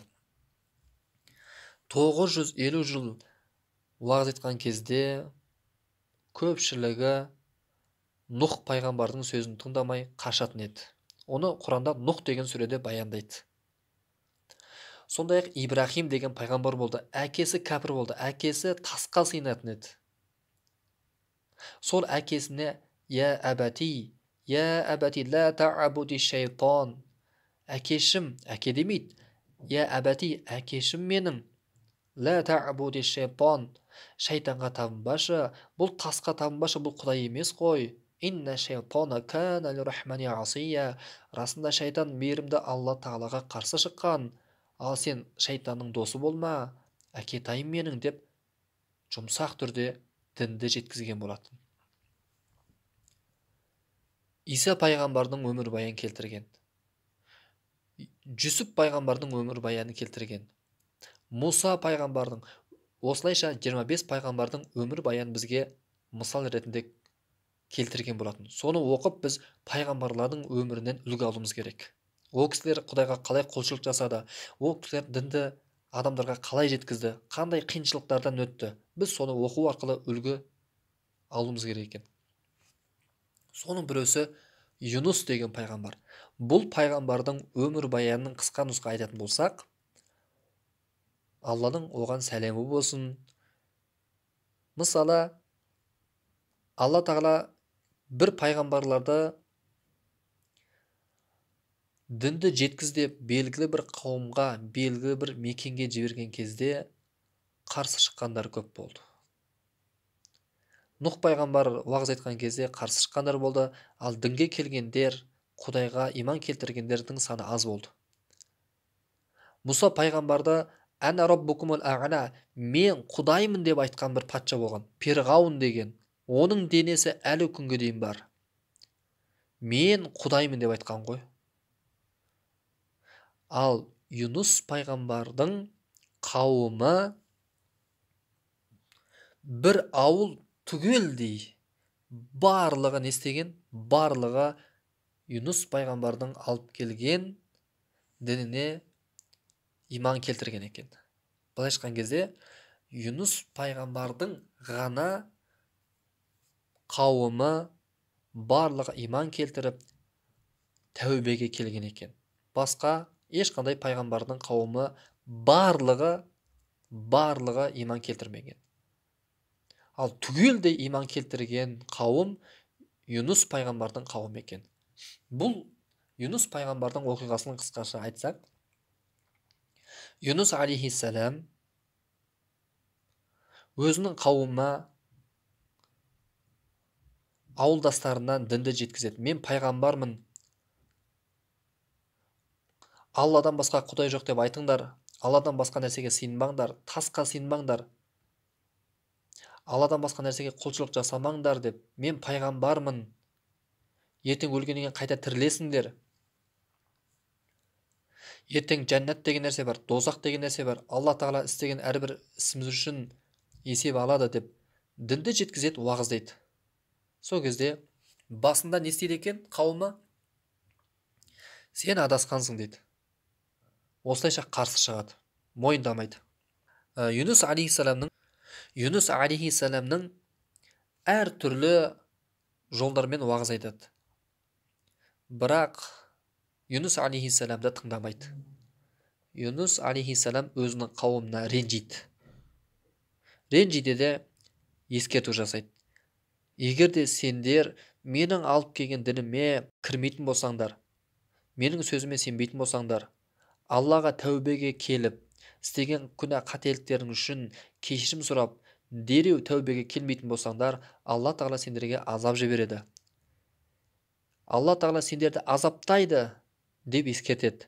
Сөйтеді де Юнус алейхиссалам ол ауылын тастап басқа жаққа кетіп қалады. Сөйтеді де теңіздің жағасында жүргелі тұрған қайыққа, кемеге отырады да кетіп қалады. Қауымын тастап кетіп қалады. Юнус алейхиссалам жолға шыққаннан кейін сол кемедегі адамдармен бірге бір дауылға тап болады.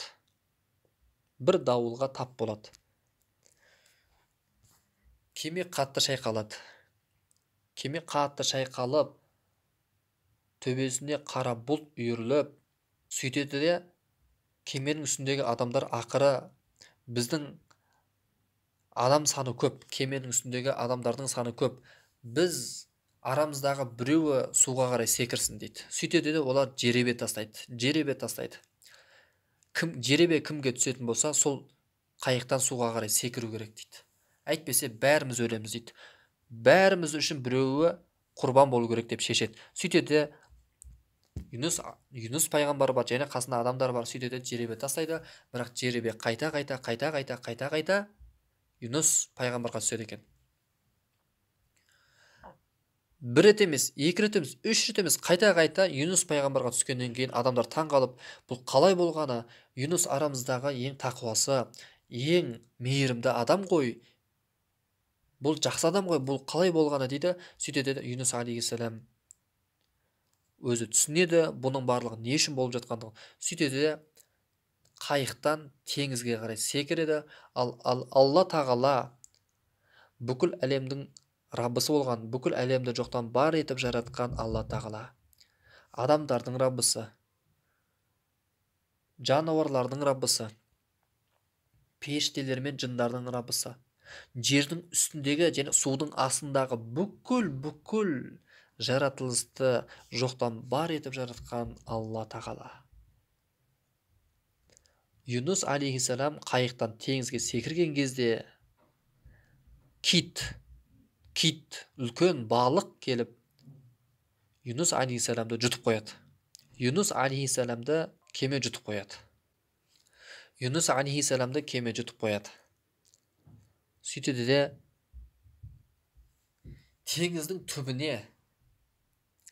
теңіздің ең түбіне кетіп қалады. Ойлаңыздар. Өте қорқыныш нәрсе, теңіз ол. Теңіздің ең түбіне барады. Юнус алейхиссалам киттің, балықтың ішінде, және оның сыртында су. Сөйтеді де Юнус алейхиссалам о жерде қаншама күн болады. Юнус алейхиссалам бұның барлығын не үшін болып жатқандығын түсінеді де Ла илаха илля анта субханака инни кунту миназ-залимин. Ла илаха илля анта субханака инни кунту миназ-залимин деген дұғаны жасайды. Бұл Юнус алейхиссаламның Аллаға жасаған дұғасы. Ла илаха илля анта, ешқандай да құдай жоқ, илля анта, тек қана сеннен басқа. Сеннен басқа ешқандай да құдай жоқ. Субханака, расында сен пәксің, расында сен кемшіліктерден тазасың. Инни кунту миназ-залимин, ал расында мен өзіме зұлымдық жасағандардан болдым дейді. Яғни бұл Юнус алейхиссаламның жасаған дұғасы. Ол өзінің жіберген қате кемшіліктерін түсінді. Бұның барлығы Аллаға қателесіп кемшілік жасағаннан болып жатқандығын түсінді. Өйткені Юнус алейхиссалам өзінің қауымын тастап кетіп қалды. Яғни асығыс шешім қабылдады. Сөйтті де теңізге шықты қайықпен. Сол кезде дауыл тұрды. Сөйтті де ол қайықтан теңізге қарай секірген кезде кит жұтып алып кетті. Қаншама күн сол балықтың ішінде, киттің ішінде, теңіздің түбінде болды. Қараңғы. Сөйтті де ол түсінді. Аллаға тәубе етіп, Алладан кешірім сұрап, сәждеге жатып, басын маңдайын сәждеге қойып, тұрмай тек қана осы дұғаны жасаған екен. Ла илаха илля анта субханака инни кунту миназ-залимин. Осы дұғаны жаттап алыңыздар. Жаттап алайық. Расында сеннен басқа ешбір тәңір жоқ. Расында сен пәксің, және мен өзіме зұлымдық жасағандардан болдым дейді. Бұл жерде құрметті бауырлар, қараңыздар. Инни кунту миназ-залимин деп айтты. Расында мен өзіме зұлымдық жасағандардан болдым дейді. Қараңызшы, демек сіз және біз адам баласы күнә жасайтын болсақ, біз адам баласы қателесетін болсақ, Алланың алдында бір күнә жасайтын болсақ, ол күнәнің зардабын тек қана өзіміз көреміз. Алла көрмейді, Аллах тағала мұқтаж емес.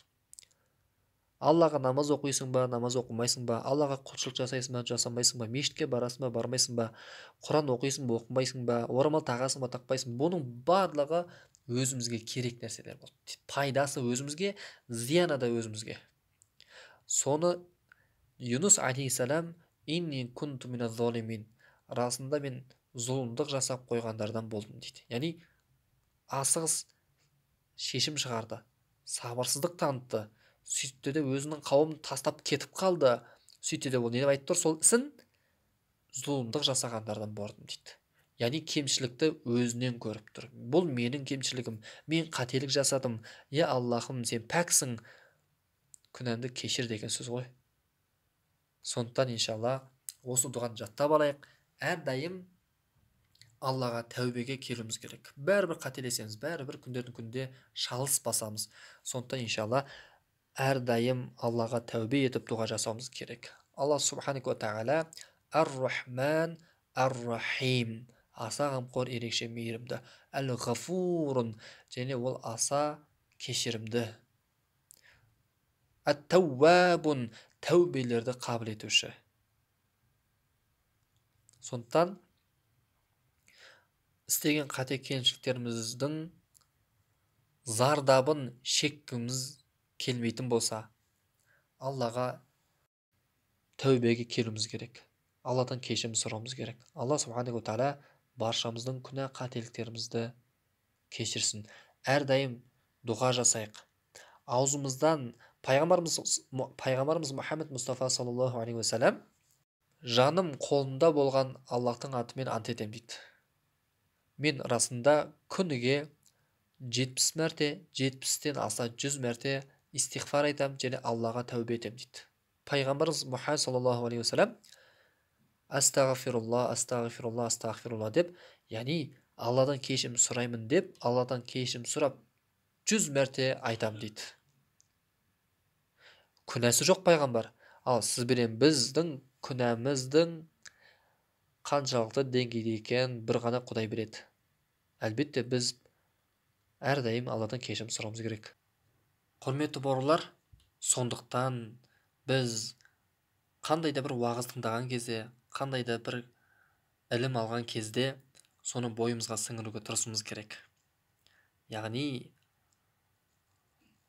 құр телефоннан, интернеттен, әлеуметтік желіден немесе мешітке барған кезде, ұстаздарымыздан, кітаптардан білім алған кезде ешқандай да бір өзгеріссіз таңды атқызып, кешті батқыза бермейік. Яғни ешқандай да өзгеріс жоқ болып. Сондықтан да біз аз болса да оқыған ілімімізге, тыңдаған ілімімізге әрекет жасауға, амал жасауға тырысуымыз керек. Сондықтан Алла субханаху тағала баршамызға пайдалы ілім нәсіп етсін, сол ілімге сай амал жасауды нәсіп етсін, және амалдарымыздың қабыл болуын нәсіп етсін. Субханака Аллахумма ва бихамдик, ашхаду ан ла илаха илля анта, астағфирука ва атубу илейк. Я муқаллибал қулуби саббит қалби аля диник ва аля таатик. Құрметті бауырлар, күндердің күнінде қасымыздағы, жанымыздағы жүрген ең жақын адамдарымыз, әкеміз бен анамыз дүниеден өтеді. Қазіргі кезде біз әкеміз бен анамыздың алақанын ұстап,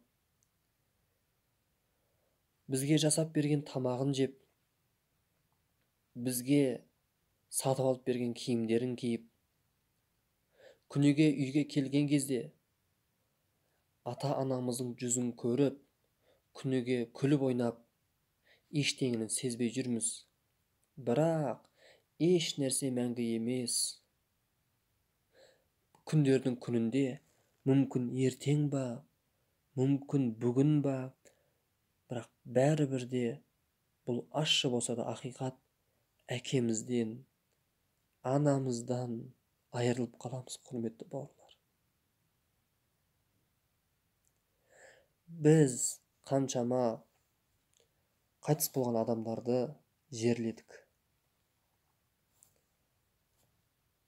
Қаншама кісілердің жаназасын оқыдық. Субханалла, өлген адамды көрген болсаңыздар, өлген адамды көзбен көрген болсаңыздар, қолмен ұстап көрген болсаңыздар, субханалла, адамның денесінен жаны шығып кеткеннен кейін ол адам сұп-суық болады. Ол адам сұп-суық болып қалады. Өйткені денесінде қан айналым болмайды. Әкесі қайтыс болса, артында қалған бала шағасы, яғни ұлы жуу керек. Анасы қайтыс болған болса, артында қалған қызы жуу керек. Қайтыс болған адамның денесін біз мұсылманшылықта, исламда оны жуамыз. Басынан аяғына дейін түгелдей жуып шығамыз. Сөйтеміз де оны әппақ матаға, кебінге киіндіреміз. Сөйтеміз де әл-инсану, адам деген фауқал тураб, тахтал тураб минат тураб деген екен. Яғни адам деген ол топырақтың үстінде және топырақтың астында. Және өзі топырақта деген екен. Қысқа нұсқа адам деген не нәрсе деген кезде қысқа нұсқа осындай түсініктеме берген екен ғой. Біз қазір топырақтың үстінде жүрміз. Сіз де мен де бәріміз жер басып жүрміз. Яғни топырақтың үстінде жүрміз. Ертең топырақтың астына барамыз. Және өзіміз топырақтан жаратылғанбыз. Алла субхана ва тағала адамды топырақтан жаратты. Яғни өлгеннен кейін бәріміз топыраққа барамыз және ертең топыраққа айналып жоқ болып кетеміз болды. Өйткені біздің түбіміз топырақтан. Күнделікті көріп жүрген біздің осы жалған өмірге, осы жарық дүниеге келуімізге себепкер болған, бізді кішкентай кезімізден бағып қағып өсірген, аялаған, мәпелеген, еркелеткен, тәтті алып берген, сен ауырсаң бірге қиналған, маңдайынан иіскеп, аялап мәпелеп, құлыным, айналайын жаным менің, балам менің, ұлым, қызым, періштем деп, бүкіл жақсы, ыстық сөзін, тәтті сөздерін, мейірімін, махаббатын, жылуын, құшағын бізге арнады. Субханаллах. Кірпі баласын жұмсағым дер, қарға баласын әппағым дер дейді ғой. Субханалла. Біз жақсы болсақ та, жаман болсақ та, әке шешеміз біз үшін тұрады. Біз жақсы болсақ та, жаман болсақ та, ұлым, саған ренжімеймін, сен менің баламсың. Қызым, сен менің жалғызымсың. Мен саған неге ренжимін, мен сені кешіремін дейді. Бірақ біз әке шешеміз үшін, ата анамыз үшін не істей алдық? Алла субханаху ва тағала Құранда «Вәлә тақул ләхум уффин» дейді. Ол екеуіне уф деп айтпа дейді. Қараңызшы. Осы аятты оқыған кезде, Алланың бұйрығын оқыған кезде, әке шешеңе уф деп айтпа дейді. Қараңызшы. Бірақ мен және сіз және біздің қоғамда осы біздер әке шешемізге уф деп айтып көрдік па? Алла тағала әке шешеңе уф деп айтпа дейді. Бұл Алла тағаланың бұйрығы. Егер де біз әке шешемізге уф дейтін болсақ, уф деген сөз, мысалы, анаңыз немесе әкеңіз сізді магазинге, яғни дүкенге жіберді, базарға жіберді, немесе бір көмектесші деп сізді бір жерге жұмсады. Сол кезде фуй деп, фуй папа, фуй мама деп жаңағы күрсініп, фуй деп, уф деп айтамыз ғой, астағфирулла. Осыны айтып жатыр. Яғни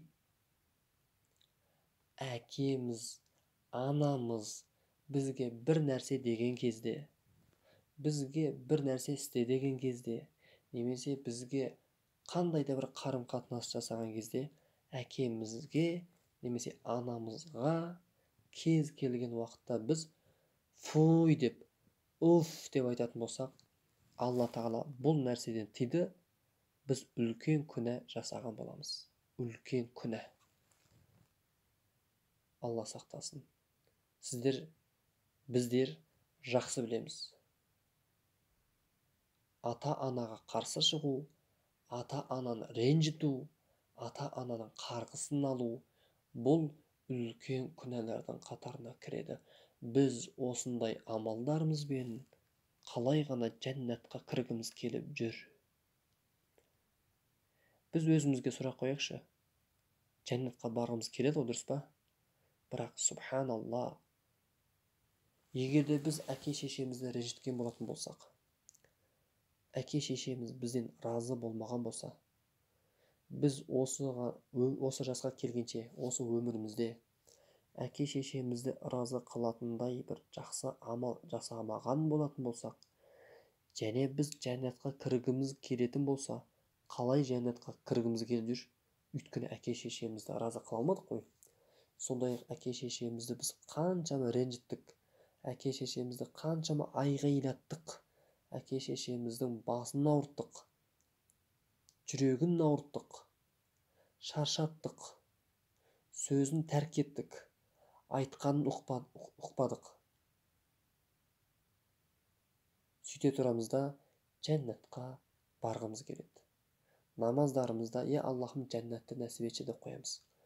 Қалай ғана, субханалла, ата-анамызды ренжіту бұл үлкен ауыр күнәлардың қатарына кіреді екен. Пайғамбар Мұхаммед саллаллаху алейхи уассалам бір күні минбарға көтеріліп бара жатқан кезінде 3 рет әмин деген болатын. Минбарға шығып хутбасын айтып болғаннан кейін сахабалар қасына келіп: «Я Расулалла, е Аллахтың елшісі, сіз жаңа минбарға көтеріліп бара жатқан кезде 3 рет әмин деп айттыңыз. Оның сыры, оның себебі неде?» деген кезде, ол кезде маған Жәбірейіл періште келді. «Я Мұхаммед, сенің есімің аталған кезде кімде-кім салауат айтпаса, оның мұрны жер сүзсін және тозаққа түсіп кетсін» деді. Субханалла. Сол кезде мен әмин деп айттым дейді. Екінші, кімде-кім қасиетті Рамазан айына жете тұра ораза ұстамаса, кімде-кім қасиетті Рамазан айына аман сау жете тұра ораза ұстауға шамасы жете тұра ораза ұстамаса, оның да мұрны жер сүзсін, тозаққа түссін дейді. Сол кезде мен әмин деп айттым дейді. Үшіншісі, кімде-кімнің әке-шешесі, ата-анасы тірі бола тұра, аман есен бола тұра, сол әке-шешесінің қызметін жасап, разылығын ала алмаған адам, ол да тозаққа түсіп кетсін деді. Субханалла. Мен әмин деп айттым дейді. Құрметті бауырлар, менің әке-шешем тірі, сіздің әке-шешеңіз тірі, біздің әке-шешеміз тірі. Әкемізден, анамыздан: «Е әкеу, әкетайым менің, әкешім, сіз менен разысыз ба? Мен сізді ренжітіп қойған жоқпын ба? Мен сізді ренжіткен болсам, кешіріңізші әке. Ана, мені кешіріңізші. Мен сіздің жаман ұлыңыз болдым. Мен сізді талай рет ренжіткен қызыңыз болдым. Әкетай, анашым, сізге айғайлаған кездерім болды. Сіздің айтқан сөздеріңізді тыңдамаған кездерім болды. Сіздің жүрегіңізді ауыртқан кездерім болды. Е әкешім менің, анашым менің, кешіріңіз. Мен сіздің жақсы ұлыңыз болам, мен сіздің жақсы қызыңыз болам» деп кешірім сұрап үлгеріп қалайық, құрметті бауырлар. Алла субханаху ва тағала біздің күнәмізді кешіріп, өзінің рахметіне бөлеп, ата-анамыздың разылығын алып, жәннатқа кіргіміз келетін болса, осылай істеуіміз керек. Әке-шешеміздің разылығын алуымызды баршамызға нәсіп етсін. Роббирхамхума кама роббаяни сағира. Алла субханаху ва тағала Құранда бізге осылай дұға жасауды үйретеді. Роббирхамхума, я Раббым Алла, ол екеуін рахметіңе бөлеші. Кама роббаяни сағира, мені әке-шешем кішкентай кезімде аялап, мәпелеп өсіргеніндей дейді.